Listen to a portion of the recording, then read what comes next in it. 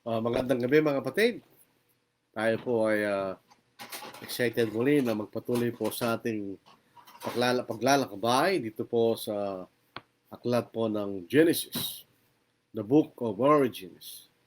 Ito po ang ating dito po ang ating tatalakay sa gabing ito ay ang ikadalawampu at ikadalawamput isang kabanata ng aklat na ito, chapters 20 and chapters 20 and 21. Doon ang ating pag-aaralan. Ang mga paksa, dalawa pong magkaiba. Yung sa ikadalawampung kabanata ay ang pagsisinungaling ni Abraham sa pangalawang pagkakataon. At doon po sa pangalawang paksa ay ang kapanganakan ni Isaac. Katulad po ng ipinangako ng Diyos kay Abraham at kay Sarah. Na ibang gabi, kada kayo amin kakabsat, yung sa ating mga kabsat, maayong gabi sa inyong talan, mga igsoon. Diyos marahay na banggi sa indugabos. Masanto siya labi. Maya da gabi, maya pabengi. Yan po ang ating mga iba't ibang pagbati sa iba't ibang mga wika. Kung babatiin po natin sa lahat ng wika ng Pilipinas, hindi tayo matatapos. Meron po tayong 143 languages sa buong Pilipinas. Mahirap po yan. So ito po, umpisa natin doon sa chapter 20. Ito po ay kakalintulad ng Genesis chapter 12. Alala po natin, nung pumunta sa Ehipto, si Abraham at saka si Sarai, nakasama si Lot. Bagamat di binanggit ang pagpunta ay kasama si Lot, ay nagsinungaling po si Sarai. O nang sabihin niya na si Abraham ay kanyang kapatid. Sa katotohanan, yun ay totoo sapagkat si Sarah ay kalahating kapatid ni Abraham o ni Abraham. Pero yung pa rin ay kasinungalingan sapagkat yun ay kalahating katotohanan lamang. Half truth is a lie. Ang kalahating katotohanan ay isang kasinungalingan. Ito po sa kabanatang ito, si Abraham po ay naglakbay mula doon sa kanyang kung saan siya nakahimpil, asay pumunta sa lupain ng Gerar o Gerar. Bakit siya naglakbay doon? Ang makikita natin dahilan ay dahil sa sinabi ng Diyos sa kanya.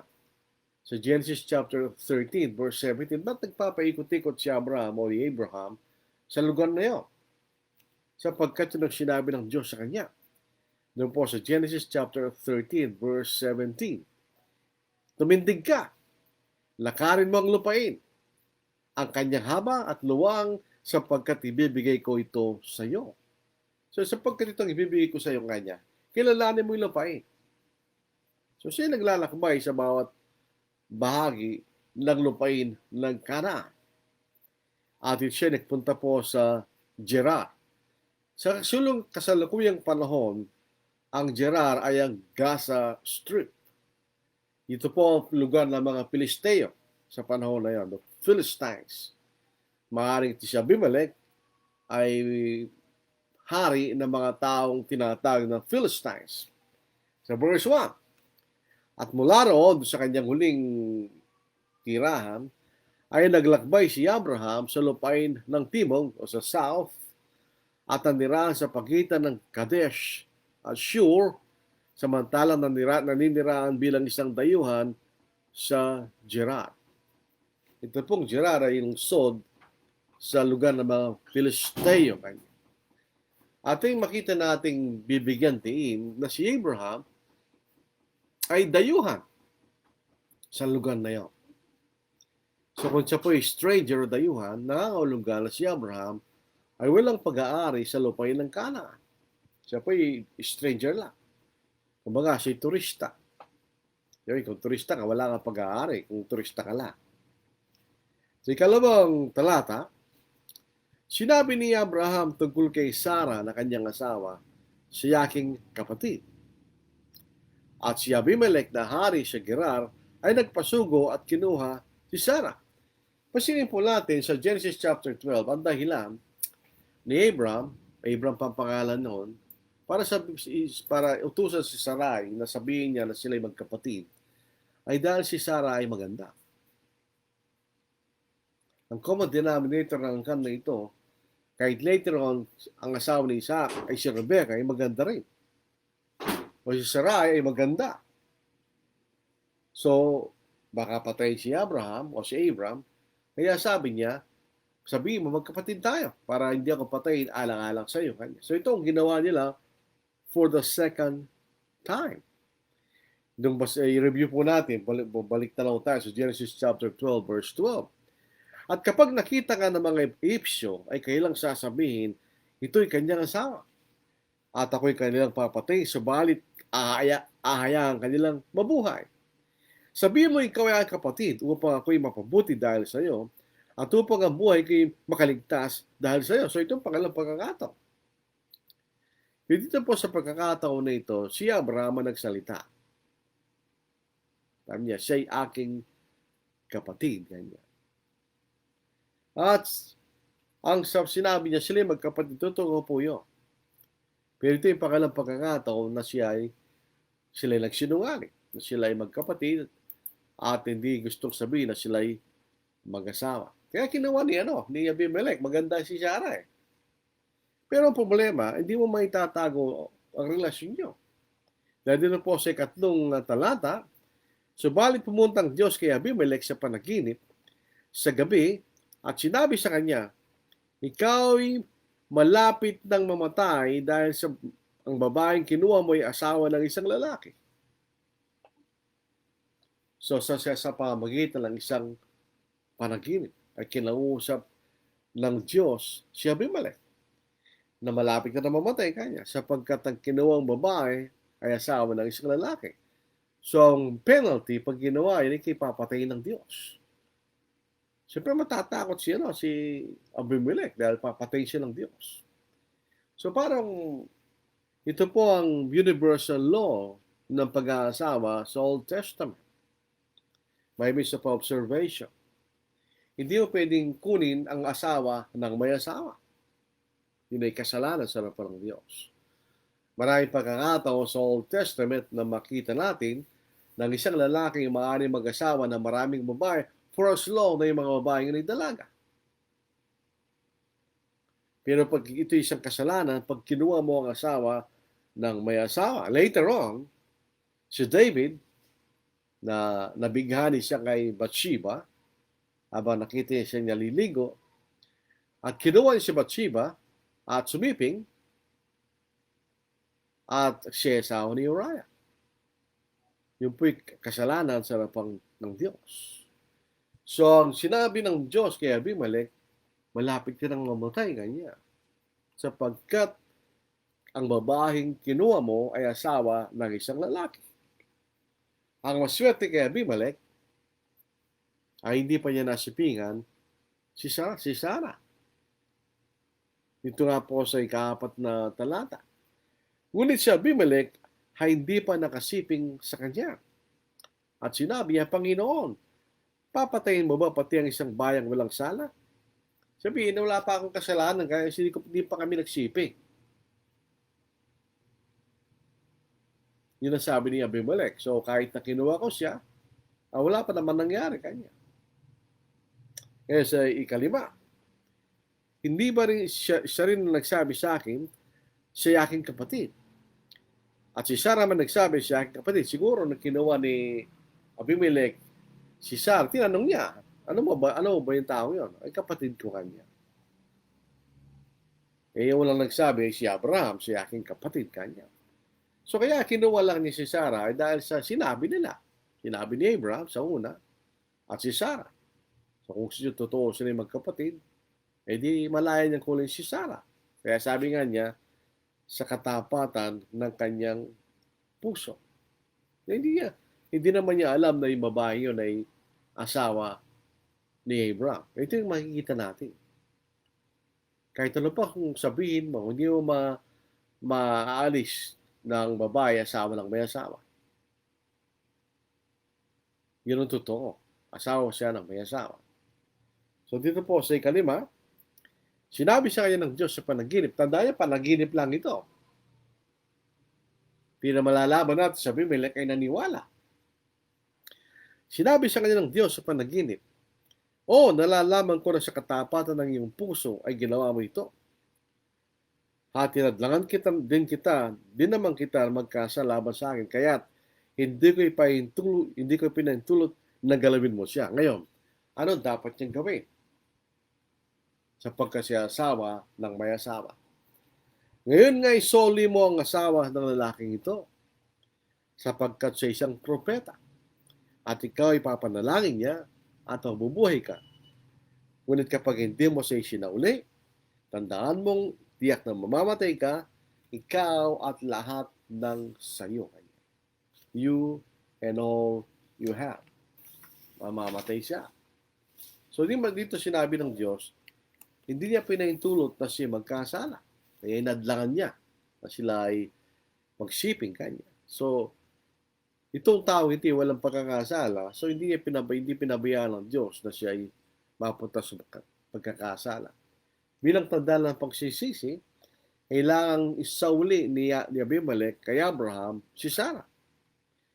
Kung hindi niya gagawin yun, siya ay mamamatay. So ito po ang ibig sabihin ng tayo nagsisisi. Hindi lamang tayo nagsalita kung nagkasala. Kung meron kang dapat ibalik, ay ibalik mo. Meron tinatawag lang restitution o pagbabalik ng isang bagay na yung kinuha. So kinuha niya ang asawa ng mga asawa at kung nagsisisi siya, kailangan niyang ibalik si Sarah sa kanyang asawa. Hindi pwede yung nagsisisi po ako pero yung bagay na yung kinuha nasa iyo pa rin. Hindi, kailangan mo siyang ibalik. Kung ito bisikleta, kailangan balik ang bisikleta. Kung ito yung asawa ng may asawa, kailangan ibalik ang asawa ng may asawa. That's very simple. Kaya yun ang pinagagawa sa kanya ng Diyos. Ito si Abimelech, alam po natin, hindi po ito hindi siya sumasamba sa Diyos. Kaya kasi sabi ni Abraham later on, nalalaman ko na walang takot ang mga tao sa lugar na ito sa Diyos. So, by necessary inference, hindi sila sumasamba sa Diyos. Pero tingnan po ninyo, nakausap ng Diyos si Abimelech sa isang panaginip. Hindi po ito diretsang nagpakitang Panginoon sa kanya sa panaginip lang. Kinaumagahan si Abimelech ay bumangon ng maaga at tinawag ang lahat niyang mga lingkod. Sinabi niya sa kanila ang lahat ng bagay na ito. Ang mga tao ay takot na takot. Bakit sila takot? Kinikilala nila yung kapangyarihan ng Diyos nagsalita kay Abimelech na sila lahat ay mamamatay kung hindi babalik na Abimelech si Sarah kay Abraham. Pero pasinin po natin, maaga siya nagising. Siya rose early. Maaga siyang nagising. Yun po yung palatandaan ng isang tao na mayroong pagnanasang sumunod sa Diyos. Kasi kung hindi siya naniniwala, hindi na ibabalik yun. Bakit kailangan niya magising? Kailangan niya isuli as soon as possible. Si Sarah, otherwise, paparusahan sila ng Diyos. Si alin man po makita nating gustong sumunod sa Diyos, yan ang common denominator. Nung si Abraham ay sinubukan ng Diyos, ito yung natungayan na po natin so makikita na sa Genesis chapter 22 na po. Makikita natin na nung si Abraham ay inutusan ng Diyos na ihain niya si Isaac na kanyang anak. Maaga rin siya nagising. He rose early, katulad ni Abimelech. Pinakikita niya ang kanyang pagnanasang sumunod sa Diyos. Gayun din po si Abimelech. Maaga siyang nagising kanya. Dito po sa Genesis chapter 22 verse 3, matutuyan po natin yan. Si Abraham ay maagang bumangon at inihanda ang kanyang asno. Isinama niya ang dalawa sa kanyang mga batang tauhan at si Isaac na kanyang anak. Nagsibak siya ng kahoy para sa handog na susunugin at siya naganda at pumunta sa lugar na sinabi sa kanya ng Diyos. Ito po ay isang aral na dapat nating malaman. Bakit? Pag tayo po ay susasamba sa Diyos, kailangan rin tayo maagang magising. At tayo maganda sa pagsamba. Dahil ito'y mahalagang bagay na pinag-uutos sa atin ng Diyos. Kapag ka mga Kristiyano ay parang walang ganang bumangon sa araw ng linggo, ay nagpapakita na wala silang talagang pagnanasang maglingkod sa Diyos. Pero malalaman mo yung mga taong mga Kristiyanong gusto talagang sumamba sa Diyos, maaga sila nagigising at naghahanda ang mga gagamitin nila sa pagsamba at ang kanilang sarili sa pagsamba sa Diyos. Yan ang common denominator ng mga taong naniniwala at sumusunod sa Diyos. Hindi sila nagpapatumpik-tumpik o hindi sila agad nagigising. Pagka tayo po palaging late at wala naman dahilan para tayo malate, yun po itanda na parang kayo walang pananampalataya sa Diyos. Yun ang makikita natin.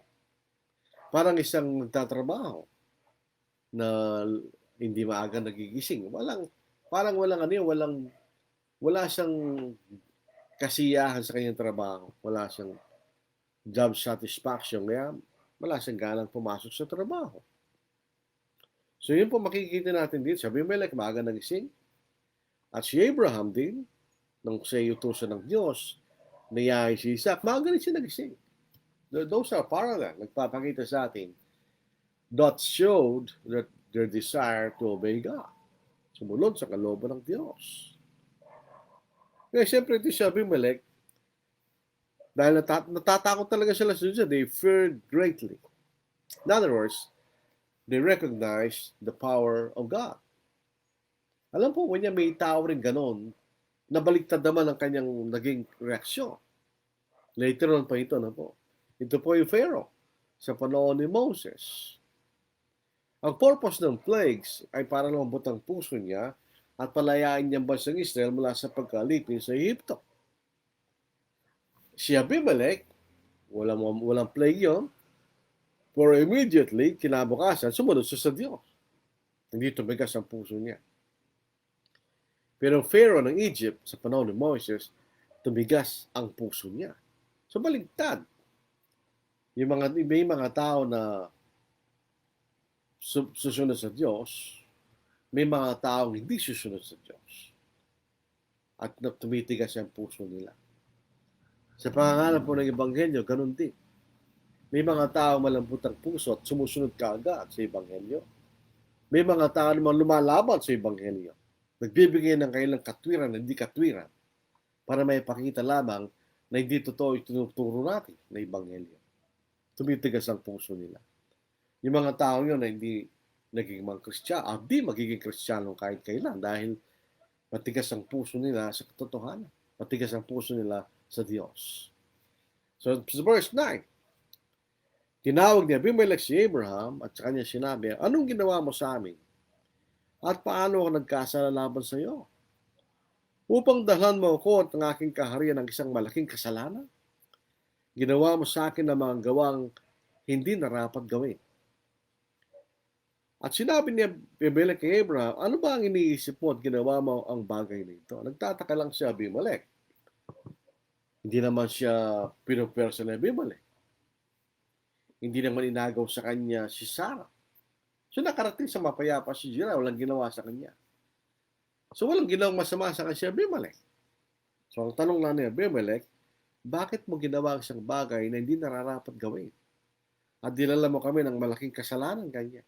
So dito natin sinabi natin kanina, there is a universal law na hindi mo pwedeng kunin ang asawa ng may asawa. So kinakailangan pag kayo ay dayuhan sa isang lugar, kailangan mo sabihin ay asawa ko siya para malaman ng mga tao doon na asawa mo siya. So there is a public knowledge ng pag-aasawa. So bakit? Diba pag walang public knowledge of people who are married, baka magkasala ng pangangalo niya yung mga tao na akala nila hindi sila mag-asawa. O kung sila magkaroon ng relasyon sa isang babae, sa isang lalaki na may asawa na pala. Sabi nito ni Abimelech, bakit mo kami dinala ng isang malaking kasalanan kanya. Sabi niya, malaking kasalanan kanya. Hindi lang sinabing kasalanan, mayroong emphasis na malaking kasalanan. So hindi natutuwa si Abimelech. Hindi natutuwa si Abimelech. Wala akong ginawang masama sa iyo para gawan mo kayo ng masama kanya. Yun ang argument ni Abimelech. Kaya ito ang sagot ni Abraham. Sumagot si Abraham, sapagkat iniisip ko, tunay na walang pagkatakot sa Diyos sa lugar na ito. At papatay nila ako dahil sa aking asawa. Kung ang isang lugar ay mayroong takot sa Diyos, hindi ka nila papatay. Kikilalanin ka sa aming dala mo, kasama mo. So they will let you. Hindi ko lang gagawin sa iyo. Pero kung walang pagkatakot sa Diyos ang nasa isip ni Abraham, papatayin nila si Abraham para makuha nila si Sarah kung sasabihin niya totoo na asawa niya si Sarah at di lamang kapatid. At ito pang sinabi niya. At saka talagang siya kapatid ko. Anak ng aking ama, subalit hindi anak ng aking ina. At siya naging asawa ko. So in other words, may katotohanan na kapatid niya si Sarah. Doon po sa Genesis chapter 12, hindi sinabi sa atin yun. Pero sa Genesis chapter 20, nagpaliwalag si Abraham. Kaya lang, sabi nga natin, ang kalahating katotohanan ay kasinungalingan. Bagamat siya, siya'y kapatid mo. Pero hindi niya sinabing siya naging asawa ni Abraham. So, kasinungalingan pa rin yun. That was still a lie. So, ito yung pangalawang pagkakataon na nakatala sa Biblia na nagsinungaling si Abraham. Hindi nagtuturo sa atin. Si Abraham, hindi katulad ng inaangkin ng mga Hudyo, si Abraham ay katulad natin. Hindi siya matuwid sa kanyang sariling paraan. Siya nagkasala sa harapan ng Diyos. O kung siya niligtas ng Diyos, iniligtas sa pamamagitan ng biyaya. May nagtanong po sa akin kanina, yung we are saved by grace, not of works. Ang ibig sabihin po ng works, ito yung pagiging matuwid mo sa iyong sariling paraan. In other words, hindi ka nagkasala sa harapan ng Diyos. Kung hindi ka nagkasala sa harapan ng Diyos, karapatan mo na ikay maging matuwid sa harapan ng Diyos. Katulad po ng isang nagtatrabaho, na may kasunduan, if you will work 8 hours, work for 8 hours, then you will have this amount of wage. Pag tinanggap mo yung wage, hindi yung biyaya, yun yung karapatan mo. So, hindi nagkasala sa harapan ng Diyos sa anumang punto ng buhay mo, karapatan na ikay sabing matuwid ng Diyos. Pero may ginigtas sa pamagitan ng biyaya dahil ikay nagkasala. At ikay pinatatawad ng Diyos. Yun ang pagkakaiba no? Kung ikay sasampalataya at susunod sa Diyos. So si Abraham gano'n. Siya niligtas sa pamagitan ng biyaya. Sapagkat siya nagkasala. Hindi siya matuwid sa sarili niyang paraan. Tulad natin siya. Bagamat siya ay ama ng lahat ng sumasampalataya, pero hindi siya naging matuwid sa sarili niyang paraan. So nagsinungaling siya eh. Sa verse 13, nang paalisin ako ng Diyos sa bahay ng aking ama, ay sinabi ko sa kanya, ito ang kabutihan na may papakita mo sa akin, yung kanya, Sarah. Sa lahat ng lugar na ating pupuntahan, ay sabihin mo tungkol sa akin, siya'y aking kapatid. In other words, meron na pala silang kasunduan. Meron silang understanding dahil sila maglalakbay sa iba't ibang lugar, na kung sa mga lugar sila umampil, ay sasabihin ni Sarah, kapatid ko siya kanya. Kaya tungkol kay Abraham o kay Abraham, kapatid ko siya kanya. Sasunduan na nila yun. Tama ba siya sa inisip niya na walang pagkatao sa lugar na yun, papatay siya? Hindi. Not necessarily. Nakita natin sa attitude ng Abimelech na meron siyang natakot sa Diyos. At hindi gano'n ang mga tao doon. Pangalawa, totoo na yung pagiging magkapatid, totoo, pero hindi lubos ang totoo. Ang tanong dito, tama ba si Abraham at si Sarah sa kasunduan nila na kung saan sila pupunta, ay sasabihin ni Sarah, kapatid si Abraham? Hindi.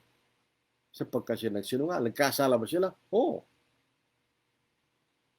Nagsinungaling sila. Hindi nagkasala sila sa harapan ng Diyos. Ito ang makita natin sa verse 14 dahil sa takot ni Abimelech sa Diyos. Despite the fact na nagkasala si Abraham sa kanya, binayaan pa niya si Abraham. Dito sa verse 14. Hindi natin sinasabi, magsinungaling ka para magkaroon ka ng biyaya. Hindi, nagkataon lang na si Abimelech dahil sa takot niya kay Abraham at parang umalis na sila sa lugar na yun marahil, pero actually hindi sila umalis. Para magkaroon siya ng pabor sa harapan ng Diyos, ay binigyan niya ng pag-aari. Tingnan niyo. Si Abimelech ay kumuha ng mga tupa at baka at mga liping lalaki at babae at binigay sa mga ito kay Abraham. Pati sinahuli sa kanya sana kanyang asawa. Marahil ito pa rin kasama ng kanyang pagsisisi. Hindi lamang yung sinahuli. Meron siyang ibinigay kay Abraham kanya. At sinabi ni Abimelech, ang lupain ko'y nasa harapan mo. Manirahan ka kung saan mo gusto kanya. So malaya siyang tumira sa lugar ni Abimelech. Sa ikalabing-anim. Sapagkat dito po ay nagkasal si Sarah. Dahil nga nagsinungaling siya at muntitas siyang marumihan ng isang lalaki, hindi niya asawa. Sinabi niya kay Sarah, tignan mo, nagbigay ko ng 1,000 pirasong pilak sa iyong asawa, kapatid. Kapatid, dahil talagang kapatid niya. Ito'y magpapawalang sala sa iyo sa paningin ng lahat ng kasama mo. Ikaw ay ganap na napawalang sala. In other words, binili ni Abimelech yung kapurihan ni Sarah para hindi sabihin na siya ay isang babae patuto at siya ay magpapawalang sala sa mga kasama niya ngayon. Ang kabutihan rin po ni Abimelech marahil ay doon sa sinabi ng Diyos. Siya ay propeta kanya ng Diyos. At ipapanalangin kanya. So dito pinakita sa atin na si Abraham ay isang propeta ng Diyos. Dito po sa verse 7, itong talatang ito ng kabanatang ito. Ngayon niya isauli mo ang asawa ng lalaking ito sapagkat sa isang propeta. At ikaw ay papanalangin niya at mabubuhay ka ngayon. In other words, ang kaligtasan ni Abimelech ay kay Abraham dahil papanalangin siya ni Abraham at siya mabubuhay kanya. So makikita natin, ang Diyos ay nasa likod ni Abraham. Yan po yung pangako ng Diyos sa kanya. Di ba sabi doon sa isang pinag-aral natin, I am your shield. Kanya. Ako ang iyong kalasag. In other words, protection siya ng Diyos. Hindi niya pababayaan siya mapapahamak. Kinukonsitimas siya ng Diyos sa kasalanan niya? Definitely hindi. May mga impormasyon na sinabi sa atin ng Biblia. Marahil kinangusap rin siya ng Diyos. Pero hindi nakasulat sa Biblia. So wala tayong matinding ebidensya. Ano po? So itong isang malaking kahihiyan para sa isang babaeng may asawa na magiging asawa sa ng iba. That's the saying. Siya maging babae na ibang lalaki. So yung 1,000 piraso ng pila, kanyang parang ransom para mapalaya siya sa ganung kahihiyan. Na binigyan siya ng 1,000 pirasong pilak at ibinigay kay Abimelech. Sa verse 17, ito ang ginawa ni Abraham. Ipinanalangin niya si Abimelech. Sabi dito, at nanalangin si Abraham sa Diyos at pinagaling ng Diyos si Abimelech, ang kanyang asawa at ang kanyang mga liping babae na ano pa't nagkaanak sila. In other words, ang isang sumpa na ibinigay kay Abimelech ay hindi sila magkakaroon ng anak sa verse 18. Sapagkat sinara ng Panginoon lahat ng bahay-bata as ang bahay na Abimelech dahil kay Sarah sa ni Abraham. Pag hindi na nanganak ang mga tao sa Gerar, maubos sila eventually. Pero dahil sa panalangin ni Abraham, ay binuksan ng Diyos ang kanilang mga pinagaling sila. Binuksan ng bahay-bata ng mga babae at muli sila yung nagkaanak. Alam ba ni Abraham ang sinabi ng Diyos kay Abimelech? Most probably hindi. Pero tinupad ni Abraham yung sinabi ng Diyos kay Abimelech. Ito ang pinakikita ang kapangyarihan ng Diyos. Sa maraming pagkakataon, ang mga tao ay gumagalaw sa kanilang sariling kalayaan at hindi sila kinuusap ng Diyos sa lamang paraan. Pero ang ginagawa nila ay tumutupad sila sa kalooban ng Diyos, sa plano ng Diyos. Pero itong mga tao ito, ginawa niya itong bagay sa kanyang sariling kalayaan. For instance, si Judas Iscariote, yung ginawa niyang pagkanulob sa ating Panginoon, ginawa niya sa sarili niyang kaisipan, walang nagsabi sa kanya. At yung mga tao sa Acts chapter 2 na nagpapakos sa ating Panginoon, walang nagsabi sa kanila. Sila ginawa nila sa sarili nilang kalayaan, pero while they do that, hindi nila alam, tinutupad nila ang kalooban ng Diyos. That's the power of God. Hindi natin ipaliwanag yun. Ano ba yung drama? Hindi. Hindi mo sila kinausap ng Diyos. Pero yung ginawa nila ay pagtutupad sa plano ng Diyos. Yun ang makikita nating kapangyarihan ng makapangyarihang Diyos na ating sinasamba. So yun ang adventure ni Abraham at ni Sarah sa Gerar. Pero sa Genesis chapter 21, ito na po yung kapanganakan ni Isaac. Ito po ipinangako ng Diyos. Ano po? Dinalaw ng Panginoon si Sarah ayon sa sinabi niya. In other words, may pangako siya. So, ibig sabihin ng dinalaw, tinupad ng Diyos ang kanyang pangako kanya. At ginawa ng Panginoon kay Sarah ang ayon sa kanyang pangako. Saan nyo? Sa Genesis chapter 17 verse 21, ano yung pangako niya? 1 taon mula ngayon, kanya mga anak si Sarah. Aking itatatag ang aking tipan kay Isaac na ipapanganak sa iyo ni Sarah sa panahong ito sa taong darating. Ito na yung taon na yun. Ito na yung takdang oras na si Isaac ay papanganakan niya.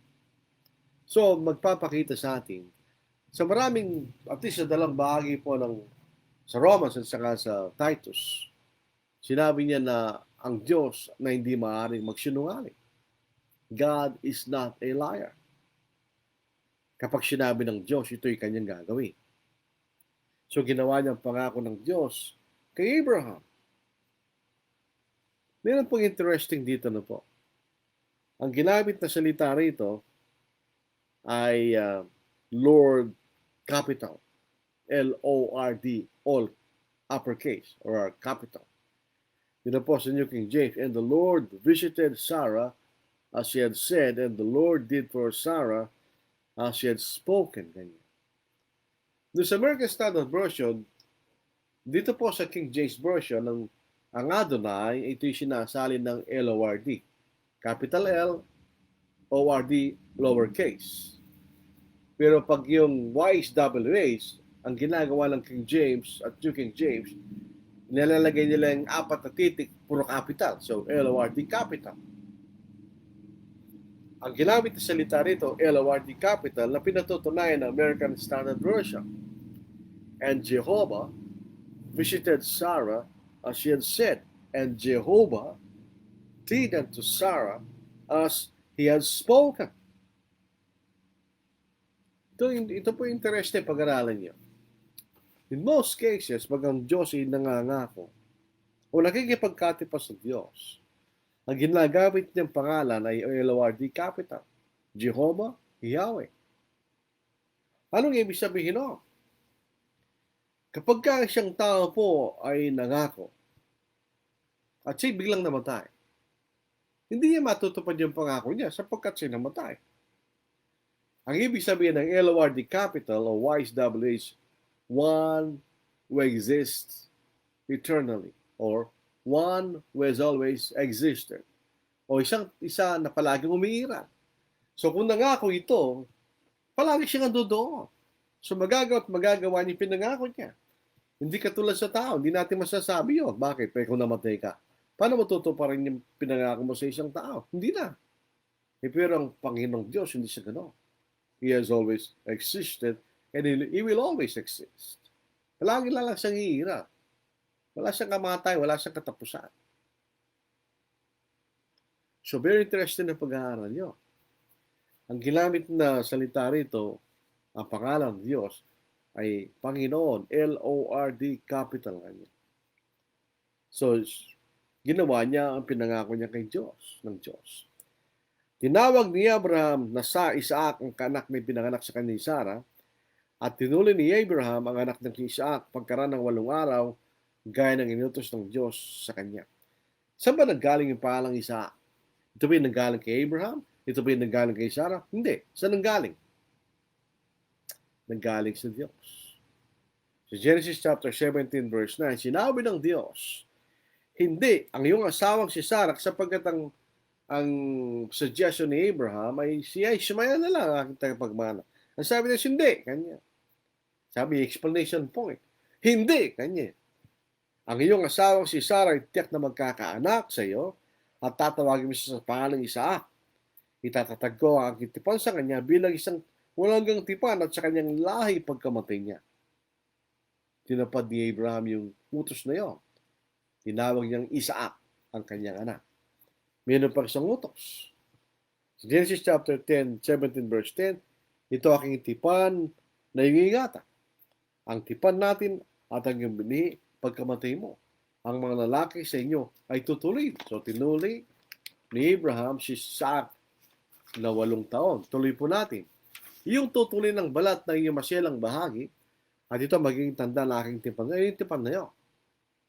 Na pararamin ng Diyos sa kanyang lahi, na gaya ng mga buhay sa dagat. Sa inyong buong lahi, bawat lalaki may gulang na 8 araw, sa inyo itutuloyin, maging mga liping ipinanganak sa inyong bahay, o nang binili ng salapi, saan sino mang tagaybang lupa na hindi sa iyong lahi. Ang aliping ipinanganak sa bahay at binili ng iyong salapi ay dapat tuliin.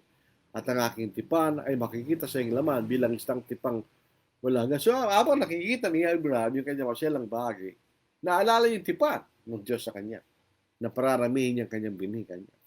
So, dito dalang pagkakataon na ito, pinakikita ang pagtupad ng Diyos ni Abraham sa Diyos. These 2 instances showed the obedience of Abraham. So, hindi natin pwede sabihin faith only. Faith means there is obedience. Hindi ka pwede sabihin na kay tunay na sumasampalataya, hindi ka sumusunod sa Diyos. Number 5, si Abraham ay 100 taong gulang nang ipanganak si Isaac na kanyang anak. 99 years old, sabihin sa kanya ng Diyos, di ba? Sinabi ni Sarah, pinatawa ko ng Diyos. Sino makakarinig ay makikitawa sa akin? At sinabi niya, sino ang magsasabi kay Abraham na si Sarah magpapasuso ng mga anak? Ngunit ako'y nagkaanak pa sa kanya ng isang lalaki sa kanyang katandaan. Si Abraham ay 100 years old, si Sarah 90 years old. Pareho silang matanda. Kung makikita mo si Sarah, imagine natin, si matanda na. Hindi naman tayo bastos, pero makikita mo nagpapasuso siya. Hindi mo nakakatawang tingnan yun. Comedy yun. 90 years old na babae, nagpapasuso. Di ba nakakatawa yan? Kaya sabi ni Sarah kanya, sino? Pinatawa ko ng Diyos. Kaya natawa siya eh. Siyempre, maaaring hindi siya naniniwala. Pinatawa siya. Kumbaga, pambihira yata ito kanya. Hindi na nga ako dinadatnan ng buwalang dalaw. Magkakanak pa ako kanya. 89 years old na siya, nasabihin ng Diyos yun. Eh, 90 years old, nagpapasuso siya ng bata. Hindi mo nakakatawa yan. At tignan po nyo, 100 years old, noong panahon na kinuconsider na matanda na. So makikita natin yung gradual decrease ng lifespan ng mga tao mula sa 960 na pinakamatanda. Si Abraham is 100 years old, matanda na siya. Eh tayo, mga magbabawas pa, di ba? So, pinakita yung lifespan, lumait na kanya. Pero isang bagay gusto natin bigyan pansin. Ang isa sa mga qualification ng elders ay meron siyang mga anak. Children, nakalagay. Children. Minsan nagkakaroon po ng kontrobersiya, pagka isang qualified elder ay may isang anak na. Ang sabi niya, hindi pwede kasi isabi mga anak. Hindi tama yun. Dito po makikita natin, ang sabi ni Sarah, tignan natin sa English, ano po? She also said, would have said to Abraham that Sarah would nurse children. Siya magpapasuso ng mga anak. Ilan bang naging anak ni Sarah? Isa lang. Di ba ginamit siya ng children? So nagpapakita sa atin dito, isa lang ang anak niya. For I have born him a son in his old age. So ito'y children ay plural, pero nung si Sarah magkaroon ng isang anak, ginamit niya salitang mga anak. So yung child ay kasama sa salitang children. Kung pupunta tayo sa isang lugar at sasabihin natin, sa kaliwa yung mga walang anak, sa kanan yung may anak, saan pupunta yung may isang anak? Sa gitna o sa mga may anak? Pupunta sa may mga anak. So dito yung singular is part of the plural. Katulad po sa Psalm 127 verse 3.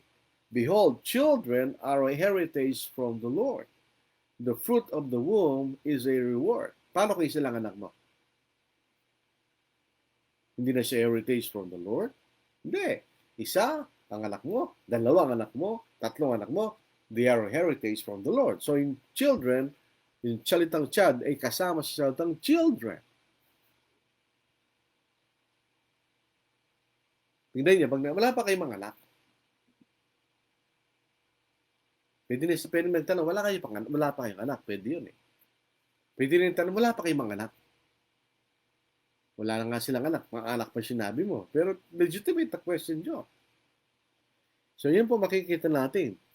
Ito yung controversy ng isang anak na qualified. She is qualified to be an elder. Dahil siya litang child, kasama siya litang children. So yun po nga ulang bahagi ng kapitulong ito o kabanata. Punta tayo sa susunod, pagpatuloy po natin. Ito naman po si Hagar at si Ishmael. Si Hagar o Hagar at si Ishmael kanya. At mahaba po itong kapitulo ito. Sabi nito, lumaking sanggol at tinawat sa pagsuso. At nagdaos na malaking handaan si Abraham ng araw na hiwalay sa pagsuso si Isaac. Ito yung nagpapakita na si Abraham ay mayaman. Sino sa atin sa kasalukuyang panahon na nagkaroon ng handaan dahil tumigil na sa pagsusing yung anak? Wala. Pero nagpapakita siya mayaman. Subalit nakita ni Sarah ang anak ni Hagar na taga-Ehipto. At ipinanganak ni Abraham na nakikipaglaro sa anak niya si Isaac. Kaya sinabi niya kay Abraham, palayasin mo ang aliping ito at ang kanyang anak. Sapagkat hindi magmamana ang anak ng aliping ito, nakahati ng aking anak na si Isaac. Ito rin po marahil ang basis ng batas sa pagitan ng mana ng isang illegitimate child at legitimate child. Ayon po sa batas ng Pilipinas, hindi katumbas ng mamanayan ng illegitimate child ang mamanayan ng legitimate child. Akala ko dati pareho lang, pero actually hindi. Ganito na sinasabi ng mga talatang ito.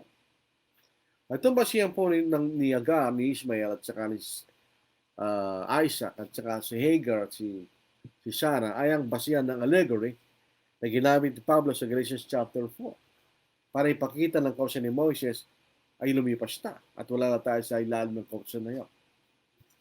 Hindi na natin tatalakayin po dyan dahil mahaba po yun.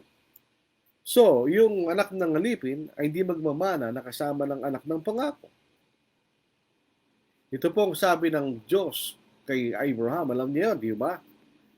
Sa Genesis chapter 17 verse 18. At sinabi ni Abraham sa Diyos, bakit hindi na lang si Ishmael ang magmana ng mga ipinangako sa akin? Sinabi ng Diyos, hindi. Ang iyong asawa si Sarah ay tiyak na mga kakanak sa iyo. At tatawagin mo siya ng pangalang Isaac. Itatatag ko aking tipan sa kanya bilang isang walang gantipan at sa kanya layo magpakailanman. So hindi magmamana, hindi kasama sa mana si Ishmael, si Isaac lang, ang ipinangakuha ng Diyos. Ang bagay na ito ay naging lubhang mabigat sa kalooban ni Abraham dahil sa kanyang anak. Ito yung problema. Dahil hindi anak ni Sarah yun. Pero anak siya ni Abraham. So mabigat sa kalooban niya yun na palayasin ng kanyang anak. Sinabi ng Diyos kay Abraham, huwag ka magdamdam ng dahil sa bata, dahil sa iyong aliping babae. Makinig ka sa lahat ng sasabihin sa ni Sarah, sapagkat sa pamamagitan ni siya, papangalan ng iyong binhi. Ang anak ng alipin ay gagawin ko ng isang bansa, sapagkat siya yung binhi. So, so kung ito, pinapalayas pa lang ng Diyos ni Sarah at pinayagan ng Diyos, si Ishmael kay Abraham, mabigat ng kalooban ni Abraham. Sa palagay niyo, gano'ng kabigat sa kalooban ni Abraham? Nang sabihin ng Diyos kay Abraham, iyain mo si Isaac na yung bugtong na anak, na yung minamahal kanya. Hindi mo, mabigat sa kalooban ni Abraham yun? Papatayin pa yung anak niya. Mas mabigat yun. Pero says yung Lord. Hindi sinasabi lang natin ito kasi pag nagbabasa tayo ng Biblia, hindi natin nakikita yung damdamin ng mga talata. Parang gano'n lang pagbabasa natin. Hindi gano'n nagbabasa. Kailangan tignan natin na yung tao yun sa kasalukuyan na yun, ang naramdaman niya. Na sabihin ng Diyos sa kanya, ayin mo yung bugto ng mga sisa. Hindi mabigat sa kalooban ni Abraham? Mabigat, definitely. Maliban lang, wala siyang damdamin bilang isang ama. Pero tinalo yun ng kanyang pananampalataya sa Diyos. That's the fact. Yun ang totoo. Ngayon, bakit sinabi ng Diyos, ang anak ng alipin ay gagawin ko rin isang bansa sapagkat siya yung binhi? Para mawala yung agam-agam ni Abraham, ano mangyayari sa kanyang anak? Kung palalayasin kung sa kawawa naman siya kanya. Makikita po natin. Alam niyo, tama si Sarah, pero si Sarah ay tao rin. Marahil yung damdamin niya sinabi kay Abraham na palayasin siya at si Ishmael ay dahil sa ginawa sa kanya ni Hagar nung naglihi siya kay Ishmael. Di ba parang ininsulto niya ang kanyang Panginoon? Sa Genesis chapter 17 verse 20. Tungkol kay Ishmael ay narinig kita, pinagpala ko siya, ay yung pong pangako ng Diyos na magiging binhi kanya.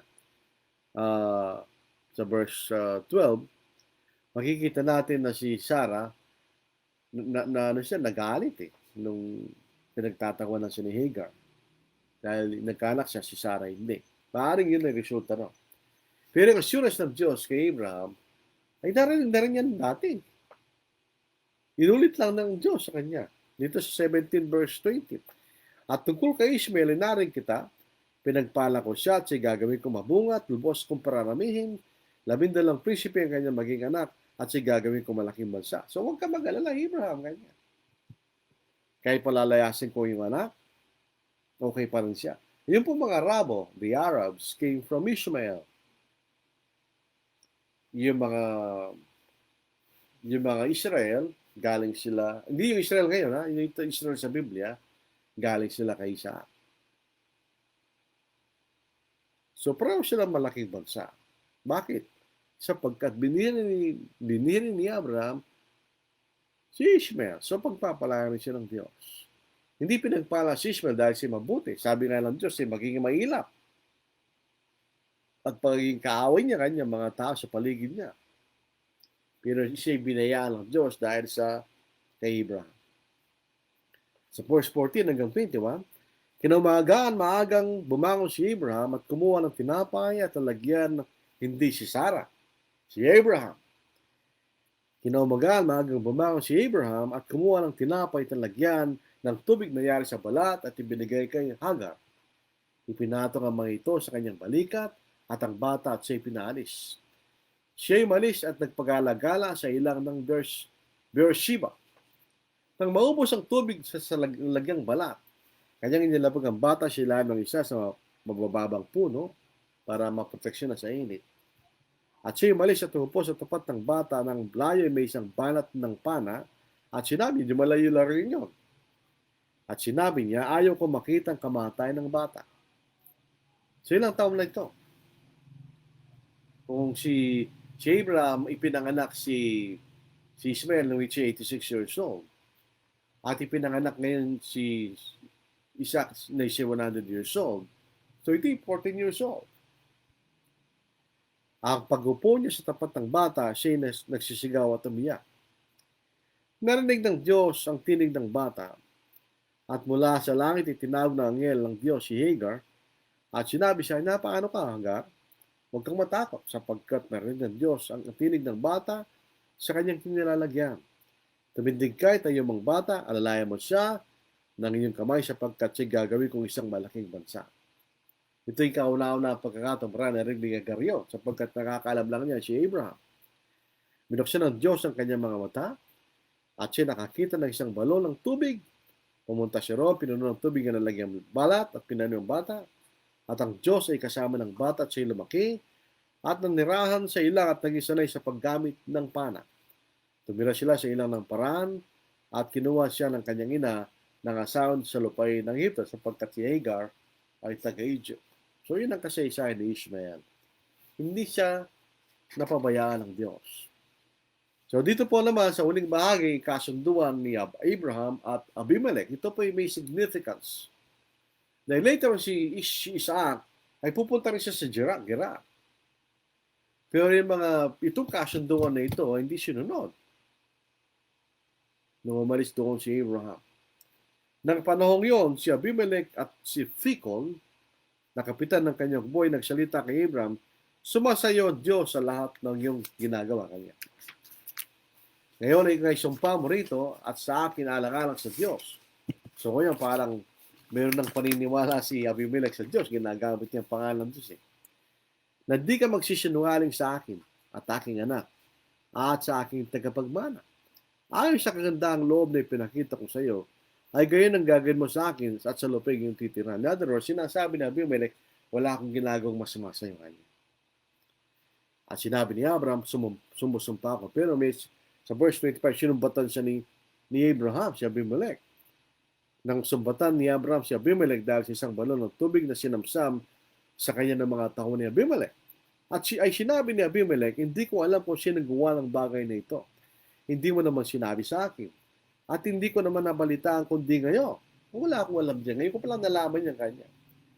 Kaya't kumuha si Abraham ng mga tupat baka at binigay kay Abimelech at silang dalaway gumawa ng isang tipa. At nagbukod si Abraham ng 7 babaeng kordero sa kawa.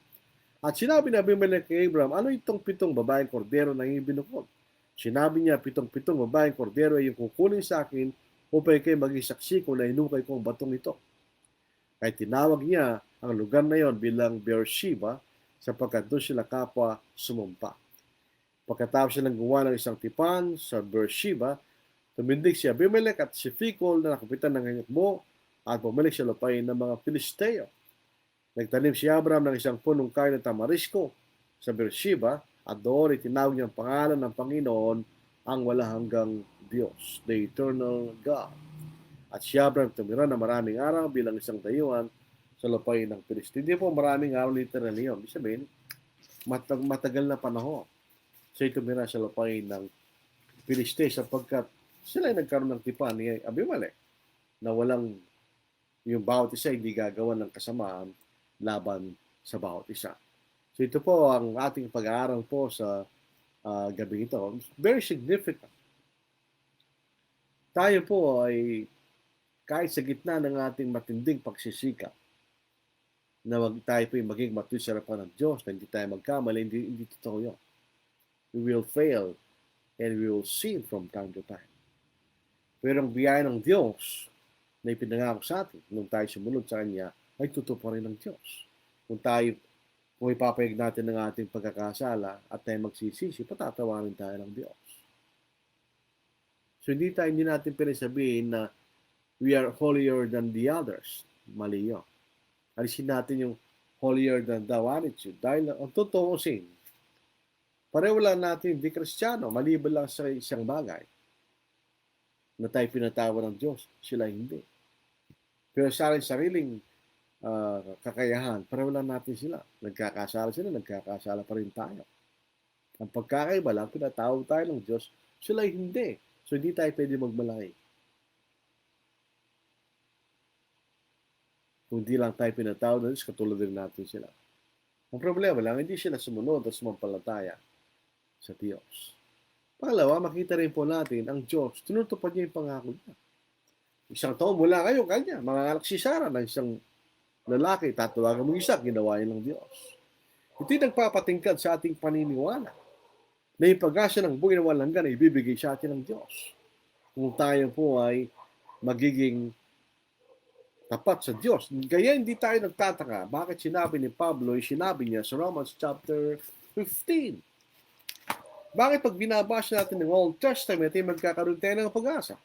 At sasabihin ng iba, hindi mahalagang pag-aralan ng Old Testament. Wrong. Mahalagang pag-aralan natin ng Old Testament. Dahil natin makikilala ang Diyos kung sino siya. Sa Romans 15, verse 4, for whatever things were written before were written for a learning, that we through the patience and comfort of the Scriptures might have hope. Babasahin natin itong Genesis 20:21 na tinupad ng Diyos ang pangako niya. Hindi ba tayo magkakaroon ng pag-asa? Natutuparan ng Diyos ang pangako sa atin? Na kung tayo magiging tapat, ay bibigyan tayo ng pag-asa, bibigyan tayo ng buhay na walang hanggan. At kung babasahin natin itong Romans chapter 8, at nabasa natin ang Old Testament kung paano tinupad ng Diyos sa lahat ng pangako niya sa mga taong pinangakuan niya, hindi ba tayo magtitis na maghihintay sa pag-asa na binigay sa atin ng Diyos? Sa Romans chapter 8, basahin natin. Verse 24. Kung binasa natin to na hindi natin binabasa ng Old Testament, maintindihan mo rin. Pero kung binasa mo ang Old Testament, nakita mo yung mga lahat ng pagkakataon na tinupad na Diyos ang pangako niya sa pinangakuan niya sapagkat yung mga tao ay tapat. Lalo nagiging matingkad ang mga talatang ito, mga kapatid, mga kaibigan. For we are saved in this hope. But hope that is seen is not hope. For why does one still hope for what he sees? But if we hope for what we do not see, we eagerly wait for it with perseverance. Bakit? Because ang nangako ang Diyos na hindi sinungaling. Sa Titus chapter 2, ganun din, chapter 1. O chapter 2, hindi po chapter 1. Sa Titus chapter 2, ganun din. In-emphasize ni Apostle Paul ng Diyos ay hindi sinungaling. Verse 1, chapter 1, verse 2. In hope of eternal life, which God, who cannot lie, promised before time began. So itong pinag-aaralan natin ngayon, nagpapatingkad doon. Kaya, hindi kataka-taka na si Paul, nang malapit na siya mamatay, ay gayon ang kanyang attitude. Hindi siya natatakot, hindi siya nalulungkot, but he was very joyful. Bakit? Basahin natin. Sabi po sa 2 Timothy chapter 4, verse 6, for I am already being poured out as a drink offering, and the time of my departure is at hand. I have fought the good fight. I have finished the race. I have kept the faith. Finally, there is laid up for me the crown of righteousness, which the Lord, the righteous judge, will give to me on that day, and not to me only, but also to all who have loved His appearing. Bakit? He was very confident na kilala niya ang Diyos. Kung nangako ang Diyos, ay gagawin niya. So ito po ang ating pag-aaral sa gabi ito. Is it not very interesting to study the book of Genesis? Oljan Ocampo, good evening po. Arnold Dosino, gandang gabi po sa lahat. Marcel Sanchez Atibagos, maayong gabi po mga igsoon. Roy Bebs Capili, pinagpalang gabi po ng pakikinig mga kapatid. Samuel Groneta, good evening, beloved brethren. Jenalyn, blessed evening po. Ruffer, good evening po. Kennedy Pili Gambol, good evening po. Zenny Luciano, good evening po sa lahat. Medico Canono, magandang gabi po. Dante P. Floresca, good evening po. Edna Delfino Villamayor, good evening po. Jojo Campo, good evening po. Marcel Sanchez Atibagos, meron po siyang nakalagay na parang picture. Rafael Ortiz, good evening to all. At sabi po ni Brother Sister Marcel Sanchez Atibagos, maraming salamat Brad. Napakaganda po ng topic. Ito po yung topic ng Panginoon. Actually, binabasa lang po natin. Koji Kimson, gandang gabi po sa ating lahat mga kapatid. God bless and stay safe po sa ating kapatid, sa ating lahat. Yung maalala po, itong kapatid na ito ay nasa Taiwan. So, yun po ang ating mga nag-comment. Yung iba nakikinig lang, hindi nagko-comment. Hindi ibig sabihin na hindi sila kasama sa ating pag-aaral. Salamat po sa mga nagbigay ng comment at salamat rin po sa mga nakikinig at nanonood. Ang importante po rito, hindi yung dami ng nakikinig at nanonood. Yung nakikinig at nag-aaral at sila ay natututo sa salita. Sabi ko, tayo natututo sa salita ng Diyos. Tayo po'y magtapos sa pamagitan ng isang makinig panalangin. Habang banal, kayo pa rin ay patuloy na nagpapasalamat sa inyo. Kinikilala po namin ng iyong walang hanggang kapangyarihan, walang hanggang karunungan, at ang iyong presensya sa lahat ng dako. Hindi kami makakatangos mula sa iyong paningin, kapangyarihan. Nagpapasalamat po kami sa inyong dakilang pagmamahal sa amin. Nagbibigay mo yung bunto na anak. Mayroon din dakilang pagmamahal sa amin na sinaging masunuran hanggang sa kamatayan sa krus para lang po sa aming kaligtasan. Nagpapasalamat po kami sa Espiritu Santo na siya nagpahayag na mabuting balita na ito.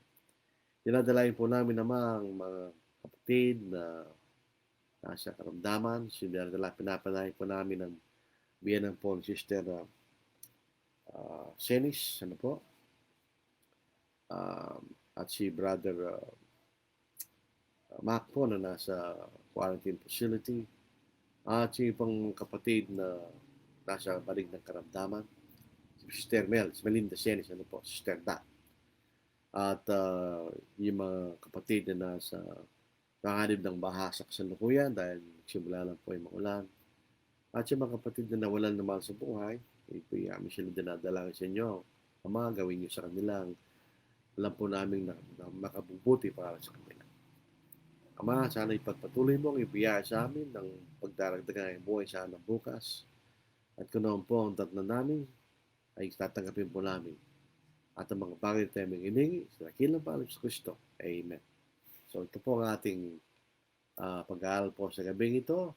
Maraming salamat sa inyo. Alam nyo, kailangan tayo pa rin mag-ingat. Sana po lahat tayo mabakunahan upang at least meron tayong pananggalang kahit pa paano po dito sa tinatawag nilang COVID-19 na ito mga kapatid. Stay safe.